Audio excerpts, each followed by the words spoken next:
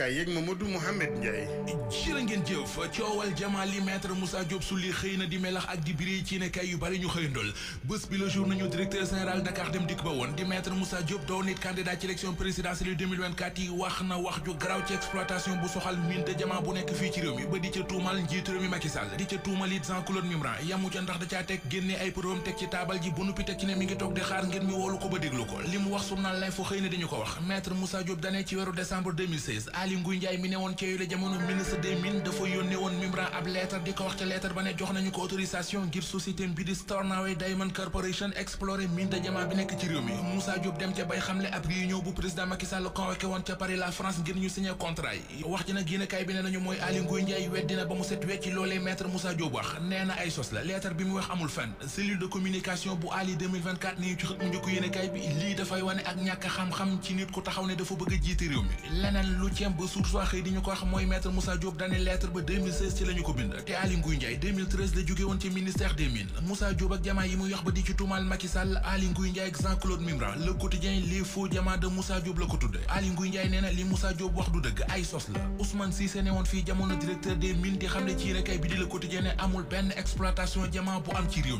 mi li am ci réew mi ci politique bi ci week-end bi ñu génn Vox Populi galgal politique la ko tudde politique kat bi ñu xamul fan la ko jant bi di tiim di Idrissa Seck l'Observateur xëy na di ko wëri ubbil yéenekaay bi mi nga ñuy wax ne ay weer yu néew a des suñu digganteek élection présidentielle yi 2024 yi borom parti réew mi di Idrissa Seck ndaamal Kajoor gisee su ko fenn déggee su ko fenn cell ak patt gi mu maye fan yi moom la l'Observateur xëy di jàngat am kenn ci jege ñaalam ko wax ci l'Observateur ne Idrissa Seck dafa lëlu jamono ji ngir liggéey ab projet de société ak it ay pexe ngir taxawal coalition bu mag coalition Benno Bokk Yaakaar seen candidat bi Amadou Ba ci xët mu njëkku la Sénégal meeting ba mu doon def keroog ca Paris la France ci la journal bi xëy dellu si bu weesoo mobilisation bu rëy ba fa amoon ak mbooloo mu bari moom fa dajale woon journal bi mi ngi ñuy wax ne Benno gi réeroon ci waa Benno Bokk Yaakaar ca France Benno ga feeñaat na Vox Populi nañu militant ak soutien yu Benno Bokk Yaakaar yi ca Paris la France xawma lu ñu leen mën a waxal waaye mobilisation bu rëy moom bokku ci ka leen fa dajale woon di Amadou Ba candidat bu Benno Bokk Yaakaar bi ay kàddoom ci xët mu njëkk l'Observateur muy wax ne diggante 2024 jàpp 2028 dinañu gis ci Sénégal ab phase d'accélération boo xam ne mësee su ko gis ci benn réew ci Afrique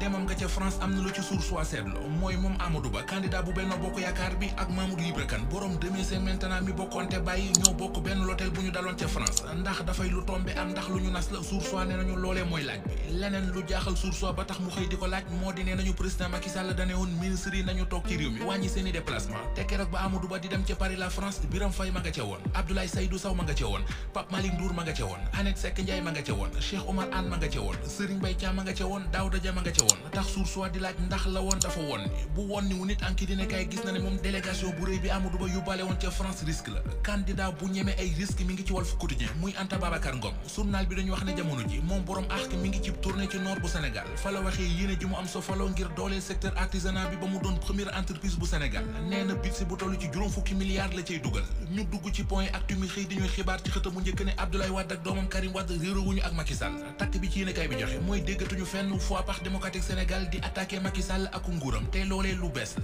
journal bu bees bii di Le Public di laaj ndax Macky Sall ak Karim Wade nekk ñu di wax jamono ji wala ñuy déggante li tax mu wax ko Le Public nee nañu mooy ni ñu fexelee Aminata Touré ba sànk ko ci Assemblée nationale président national di Macky Sall ci xët mu njëkk Direct News journal bi bind ne waa kër mi di waa Benno Bokk Yaakaar ñoo ngi koy sargal ak di ko ndokkale tey lay am juróom-benn fukki ak ñaar 62 ans tey la anniversaire am moom jiitu réew Macky Sall yéenekaay bi jaare ci dañu wax fa mu jaare moom Macky Sall fa mu tàmbalee ba fu mu yegg si tey ji directeur général bu Petrosen ba ni mu déggee son excellence président de la République ni élève bi Macky Sall wàcce woon ab maître Abdoulaye Wade ba ci ay kàddu ndénkaane yu mu mës a def moom Macky Sall mu di musuma duute ci sama bopp yooyu yëpp ak yeneen ñi ngi ci xët mu njëkk yéenekaay